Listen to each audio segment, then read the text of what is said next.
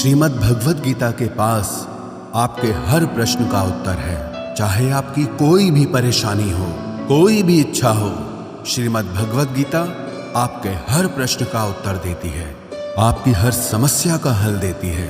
चाहे वो परेशानी आपके मन की हो या धन की हो या आपके शरीर की हो या आपके रिश्तों की हो, आपको अपनी हर समस्या का उत्तर श्रीमद् भगवद गीता में जरूर मिलेगा।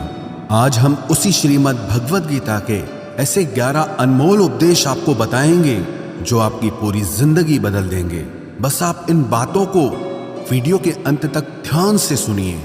जो भी व्यक्ति इस वीडियो को अंत तक सुनेगा उसे अपनी जिंदगी, उसे अपनी हर परेशानी का हल अवश्य मिलेगा। उसे अपनी जिंदगी में जो कुछ भी चाहिए वो उसे जरूर मिलेगा।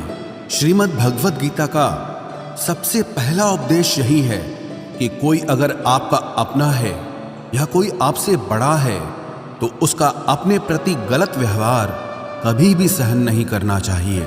ये गीता का उपदेश हमारी जिंदगी से भी जुड़ा है। हम भी अपने मन की अधिकतर तकलीफों को ये सोचकर जिंदगी भर सहते रहते हैं कि ये तो मेरा अपना है, ये तो मेरा बड़ा है, इसको हम कैसे कुछ कह सकते हैं। हम अगर नहीं सहेंगे, कुछ कह देंगे तो हमारे रिश्ते ही खराब हो जाएंगे, हमारे रिश्ते ही समाप्त हो जाएंगे। पर सोचने की बात यह है कि उस व्यक्ति को आप अपना कैसे मान सकते हैं जो आपकी तकलीफों की वजह हो। अपना तो वो होता है जो हमारी तकलीफों को दूर कर दे। तो गीता का ये उपदेश है कि किसी को भी अपना फायदा मत उठाने दो, किसी को भी खुद पर जुल्म मत करने दो, क्योंकि आप जितना सहेंगे लोग आपको उतना सहने के लिए और मजबूर करेंगे।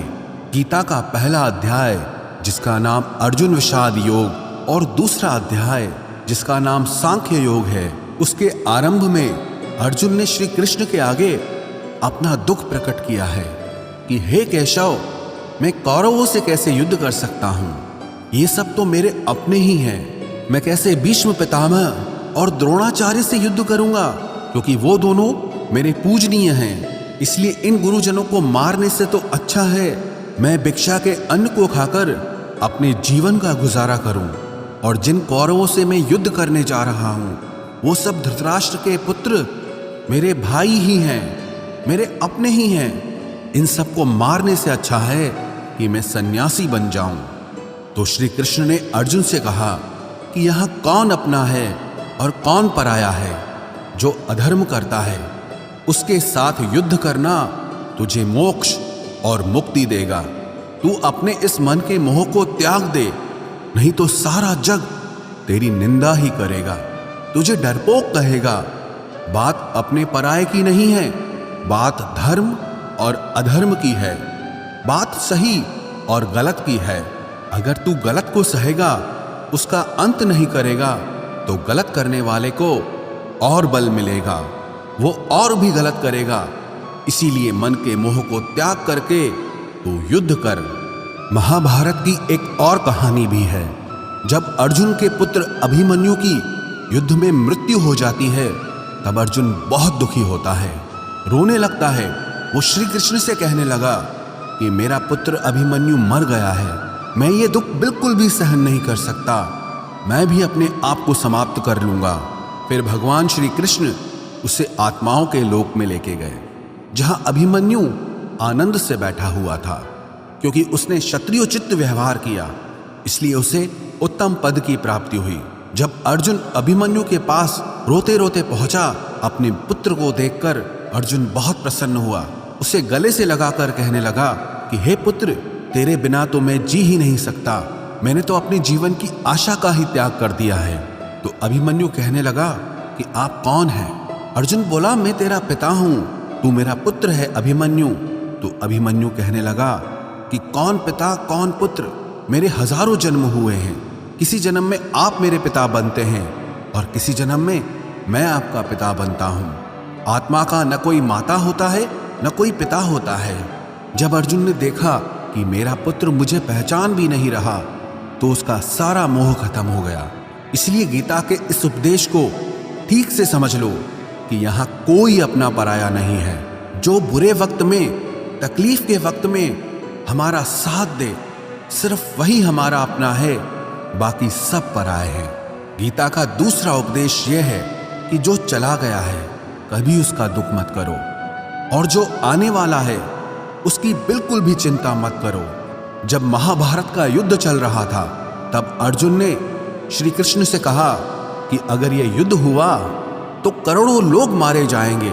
जो सैनिक और योद्धा इस युद्ध में मारे जाएंगे उनकी स्त्रियों का क्या होगा, समाज कैसे आगे बढ़ेगा।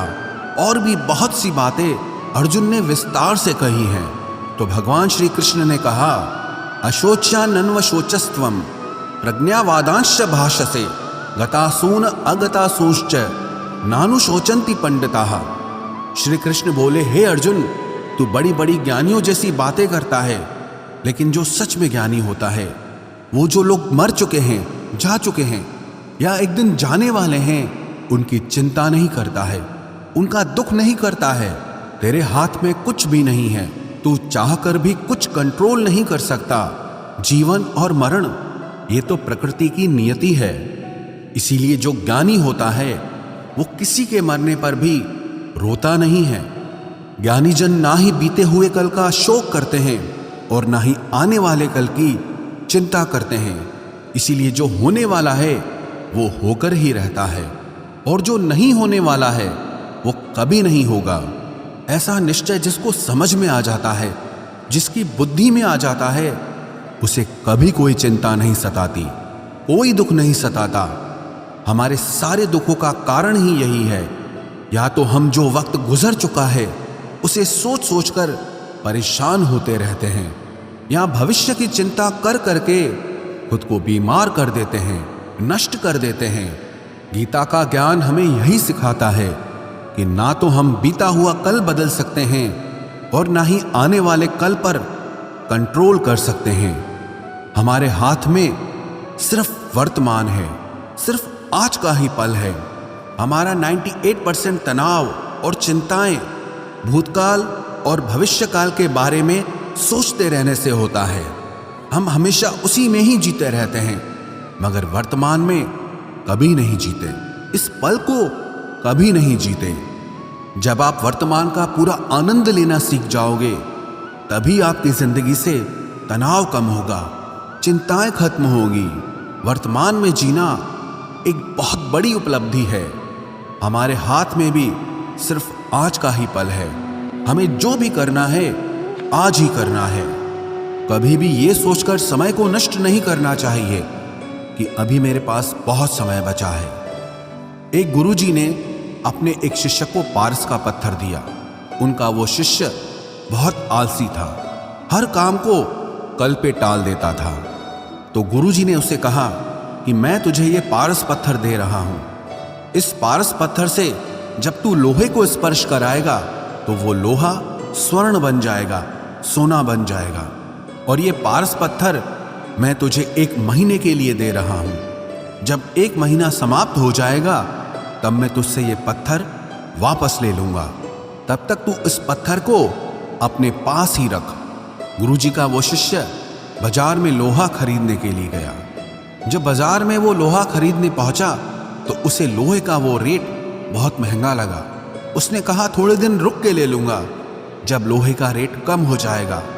पर उसकी बुद्धि में ये बिल्कुल नहीं आया कि इस लोहे को मैं सोना बनाकर बहुत अधिक धन बना सकता हूं। लेकिन उसके मन की सुस्ती, उसके मन का आलस्य, उसकी वजह से उसने उस काम को कल पे टाल दिया। ऐसे ही करते करते पूरा महीना समाप्त हो गया। फिर गुरुजी उस शिष्य के पास आ पहुंचे कि बताओ तुमने कितना सोना बनाया। शिष्य बोला कि मैंने तो अभी सोना बनाना शुरू भी नहीं किया। तो गुरुजी ने कहा, मुझे मेरा वो पारस पत्थर वापस चाहिए। शिष्य बोला कि नहीं, मुझे थोड़ा वक्त दीजिए, मैं थोड़ा सोना बनाना चाहता हूँ। गुरुजी ने कहा कि ये पारस पत्थर पूरा 1 महीना तेरे पास था, पर तू कुछ नहीं कर पाया, लेकिन अब समय समाप्त हो चुका है। ऐसे ही ये हमारा जीवन है, हमारी जिंदगी है, और ये समय ही पारस पत्थर है। हम समय के एक एक पल से अपने जीवन को सोना बना सकते हैं, लेकिन हमें ये लगता है कि हमारे पास बहुत समय बचा है, एक दिन जिंदगी को जी लेंगे, एक दिन जिंदगी में खुश हो जाएंगे, लेकिन वो दिन कभी नहीं आता और हम जिंदगी भर भागते रहते हैं, चिंता करते रहते हैं, दुखी होते रहते हैं, लेकिन जिंदगी को जीना, खुश रहना हम भूल जाते हैं। इसलिए गीता का ज्ञान हमें यह सिखाता है कि आप आज में जीना सीखो, इस पल में जीना सीखो। गीता का तीसरा उपदेश यह है कि मौत से डरना बिल्कुल व्यर्थ है। श्री कृष्ण ने गीता में कहा है कि यह संसार मृत्यु लोक है। जिसका भी जन्म हुआ है वो एक दिन जरूर मर जाएगा। जिसका आरंभ हुआ है उसका अंत अवश्य होगा। हम इसे रोक नहीं सकते। जैसे हम रोज कपड़े बदलते हैं, वैसे ही हमारी आत्मा नया शरीर धारण करती है। मृत्यु सिर्फ इस जीवन का एक नया आरंभ है, इस जीवन का अंत नहीं है। आत्मा कभी नहीं मर सकती और ना ही उसे कोई मार सकता है, लेकिन मौत का डर मनुष्य को सबसे ज्यादा लगा रहता है। मौत का दुख भी इंसान को सबसे ज्यादा होता है। एक पेड़ में दो पक्षियों का जोड़ा रहता था। उन दोनों को एक दूसरे से बहुत प्रेम था। उन्होंने साथ जीने मरने की कस्में खाई थी। एक दिन वहां एक शिकारी आया और उसने एक तीर चलाकर वहां पेड़ पर बैठे मादा पक्षी को मार दिया। तो वो अकेला नर पक्षी रोने लगा कि मैं तुम्हारे बिना कैसे जी पाऊंगा। तुम्हारी जगह मेरी मृत्यु आ जाती, मेरा जीवन तुमको मिल जाता। वो रो रो के बहुत विलाप करने लगा।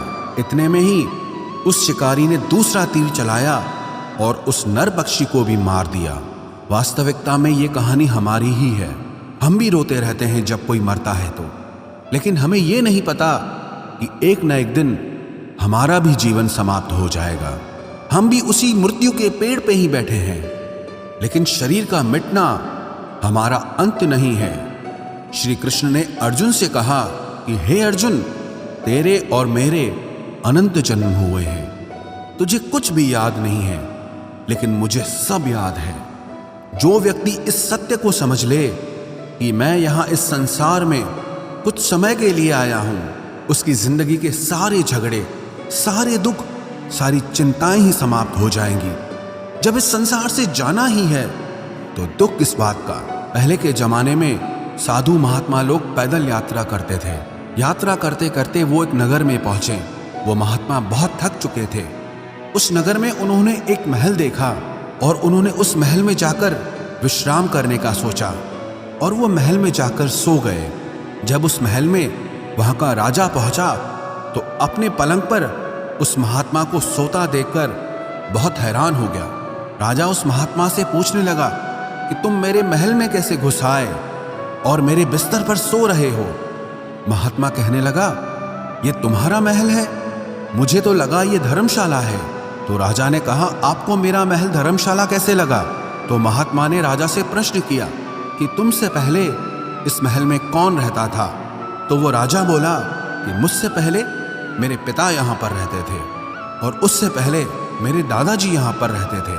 तो महात्मा ने फिर प्रश्न किया कि क्या तुम इस महल में हमेशा रहोगे या तुम्हारे बाद कोई और रहेगा? तो राजा कहने लगा कि मेरे बाद मेरा पुत्र इस महल में रहेगा।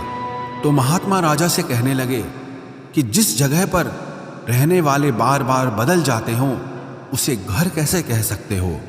वो तो धर्मशाला ही है। इसीलिए तेरे महल को धर्मशाला समझकर मैं इसमें रात बिताने के लिए आ गया। धर्मशाला जान जग को, जीव सब मेहमान है। मोह किससे मत करो, सब स्वप्न का सामान है।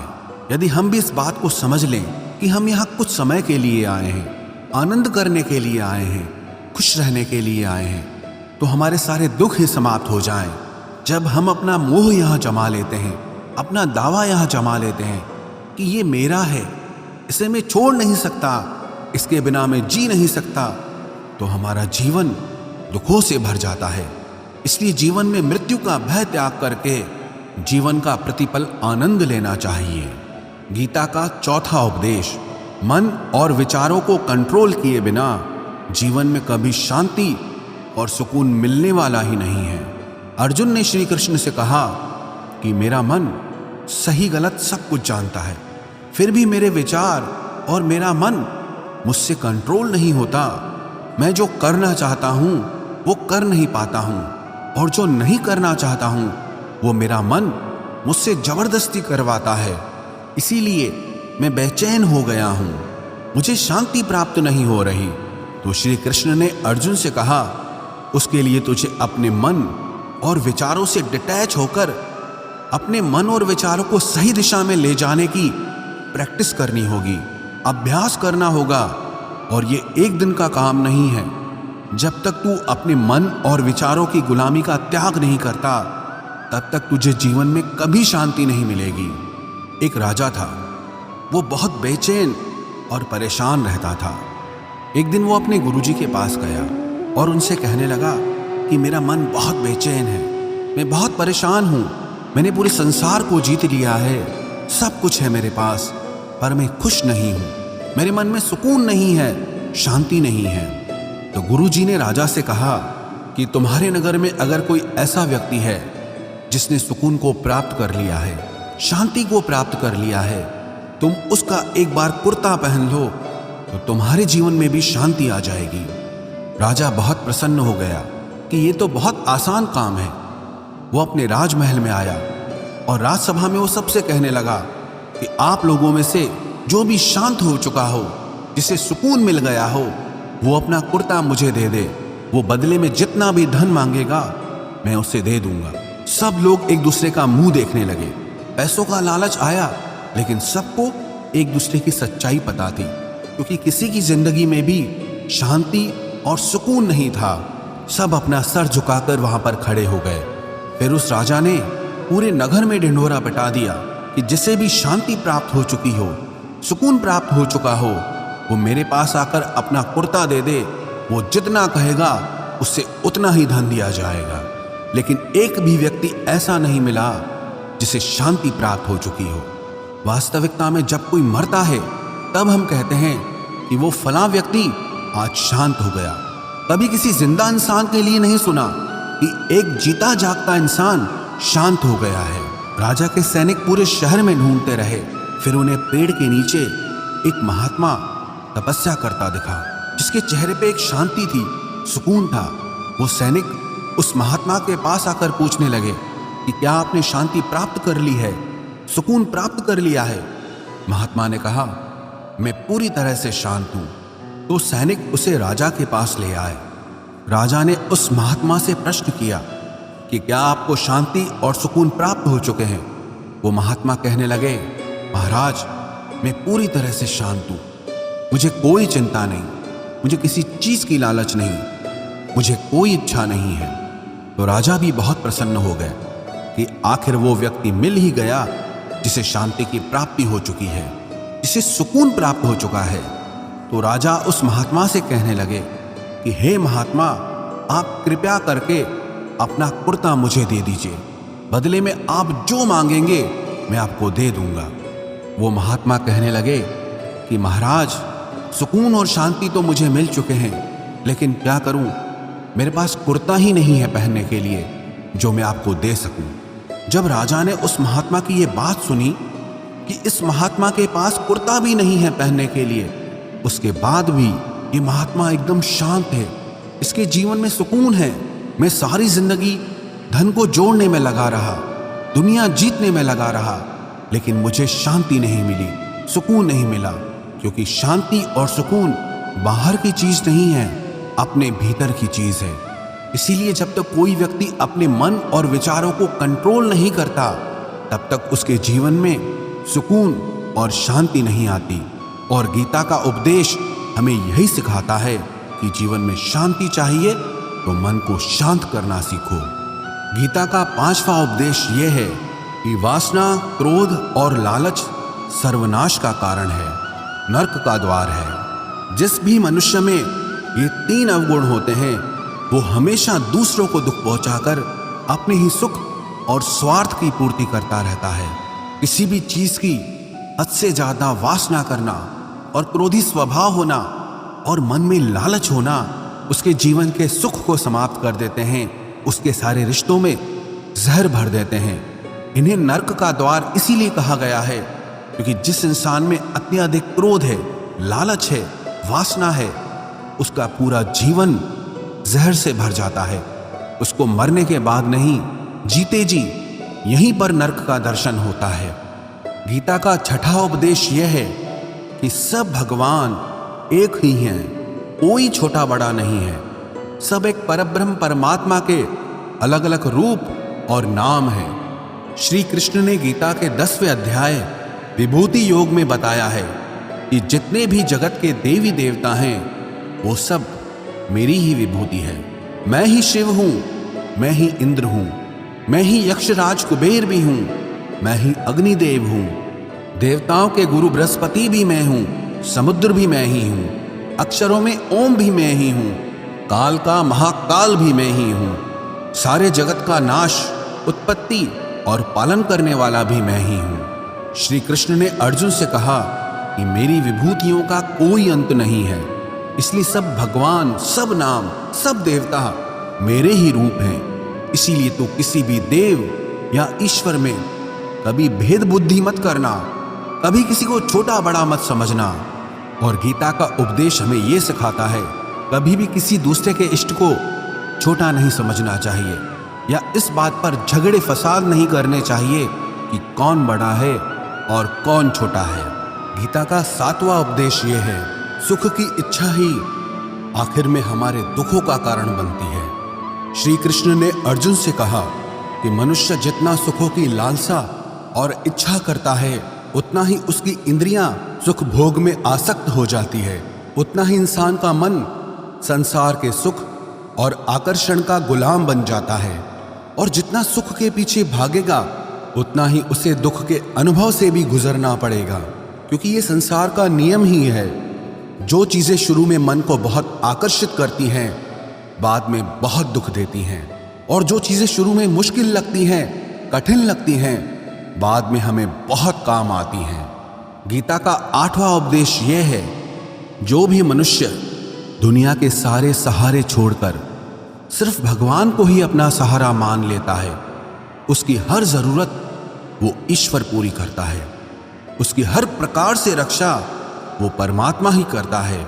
अनन्याश्चिन्तयो माम ये जनाः पर्युपासते तेषां नित्याभियुक्तानां योगक्षेमं वहाम्यहम्।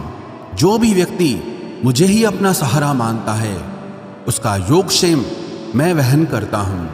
योगक्षेमं वहाम्यहम् अर्थात जो चीज नहीं मिली है उसकी प्राप्ति कराना उसका नाम योग है, और जो चीज जीवन में मिली हुई है उसकी रक्षा करना उसका नाम क्षेम है। तो श्री कृष्ण कहते हैं, जो मुझ पे डिपेंड हो जाते हैं उनको जो चाहिए वो मैं जरूर देता हूँ, और उनकी हर प्रकार से मैं रक्षा भी करता हूँ। गीता का 9वां उपदेश यह है कि इस संसार में हमारा कुछ भी नहीं है। गीता सार में आपने कई बार सुना होगा कि तुम्हारा क्या गया जो तुम रोते हो, तुम क्या लाए थे जो तुमने खो दिया, तुमने क्या पैदा किया जो नष्ट हो गया, तुमने जो लिया यहीं से लिया, जो कुछ भी दिया यहीं पर दिया। जो आज तुम्हारा है कल किसी और का होगा, क्योंकि परिवर्तन इस संसार का नियम है। कल तक जिसके बिना आप जी नहीं सकते थे आज उनसे कोई रिश्ता ही नहीं है, बातचीत तक नहीं है। कहाँ गए वो जीवन भर के सारे रिश्ते, वो सारे मित्र जो साथ जीने मरने की बातें करते थे, आज पता भी नहीं कि वो लोग कहाँ चले गए। ये संसार परिवर्तनशील है, सब लोग यहाँ बदल जाते हैं, हर रिश्ता बदल जाता है, और तो और ये हमारा शरीर भी हर दिन बदल रहा है। बचपन से जवानी, जवानी से बुढ़ापा, और एक दिन ये शरीर हमारा साथ छोड़ देता है। तो किसके लिए रोना और किसकी चिंता करना। हम सारी जिंदगी चीजों को, रिश्तों को, जिंदगी को बनाने में, सजाने में, संवारने में लगे रहते हैं, लेकिन एक दिन सब कुछ बिखर जाता है। सारी जिंदगी जिस संपत्ति, जिन रिश्तों के लिए हम लड़ते रहते हैं, एक दिन सब कुछ छोड़ करके हमें इस दुनिया से जाना पड़ता है। गीता का 10वां उपदेश हमें यह सिखाता है कि किसी से भी हद से ज्यादा मोह कभी मत करना। श्री कृष्ण ने गीता का पूरा ज्ञान ही अर्जुन के मोह को नष्ट करने के लिए कहा है। ये मोह ही है जो इंसान को सबसे ज्यादा रुलाता है।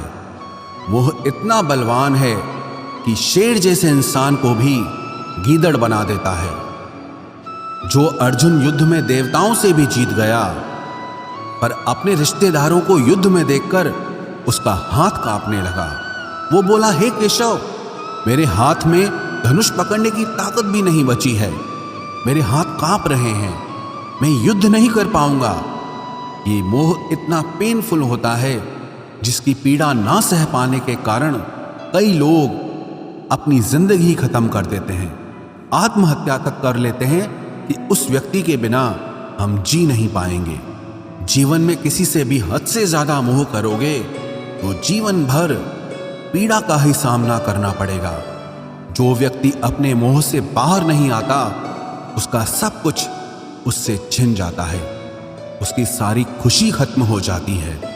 इसीलिए गीता का ज्ञान बार बार यही सिखाता है कि अपने मन के मोह को त्याग करके आप बलवान बनो, बुद्धिमान बनो, सत्य के दर्शन करो कि वास्तविकता क्या है।